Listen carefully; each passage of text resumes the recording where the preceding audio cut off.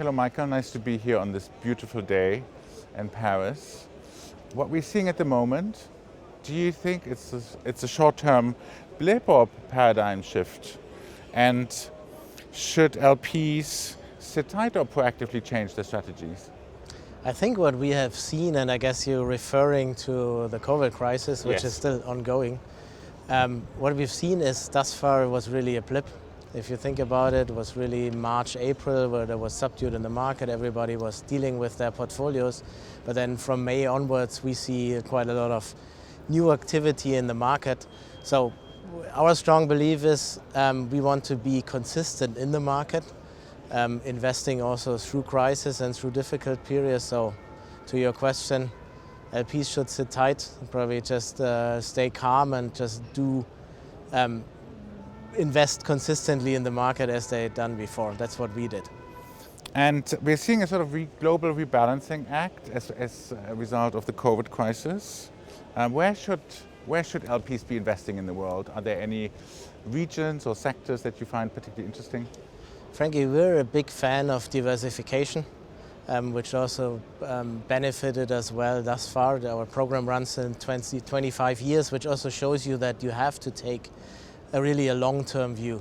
So what we do if we look at a sector and or a geography is really think about, so is this for the next 10 years? Would this be interesting? To give you an example, we have taken the deliberate decision 10 years ago that we want to equal size our commitments in Asia, the Americas and Europe, which means a little bit overweighting Asia, because we think that over a multi-decade period, yes, this is an interesting region. There is a lot of dynamism in terms of macro growth and things like this. And we know that there will be blips on the way. So there will be kind of roadblocks and things, but we think we should invest for the long term and also then stay consistent with these strategies. So long-winded answer, not a particular sector I would see. I would think that what we do, and this is predominantly indirect private equity investing, the key to success for us is to take bottom up the right decisions and go with the right GPs, fund managers. So if we get this right, hopefully then those will be able to navigate also a little bit more choppy waters when it comes to that. And it will come, it always does, doesn't it? It will come. The next question is about, do you think you should go wide or go deep? COVID has underlined the importance of diversification. So do you think that's good, or do you think you should go deeper in already existing sectors or regions? I mean, you just talked about the rebalancing, so. The typical lawyer's answer, both. So it's kind of what we have, just to give you a little bit of an example. Obviously, COVID hit the world from, let's say, east to west. So it hit in Asia first, and then came to Europe and then the US. And having a globally diversified portfolio, what we also saw is that Asia recovered first, then Europe, then the US. So it was quite a nice balancing act we had seen in the portfolio. So yes, that's why we think we should be diversified on an ongoing basis. On the other hand, what you see is obviously there is a trend for more specialists, which makes a lot of sense. Private equity has become more competitive by the minute. So in order to really get those success returns we all want from the asset classes, you need to be a specialist. You need to probably have an edge others don't have, and that is why the answer is both. So yes, we diversify, but hopefully in, again, this bottom-up selection of fund managers, hopefully we also find the best specialists.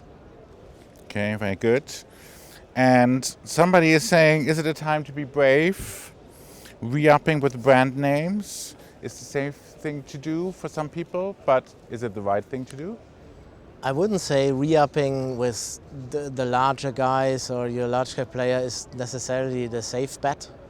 It really depends on the circumstances, coming down back to what I said about this bottom-up selection of fund managers. So what we have seen in our portfolio over time, we always had around 2/3 of what we do is re-ups and 1/3 is new managers, which is nothing, frankly, we steer after, but which happens to be the case. And it feels about right because obviously the returns that fund managers create are also depending on people change, people's motivation change. So there is an argument for also churning a portfolio over time, Having said this, we're obviously also, as said before, we're a consistent player in the asset class. So if somebody does well, we also should back them going forward. So again, long-winded answer probably.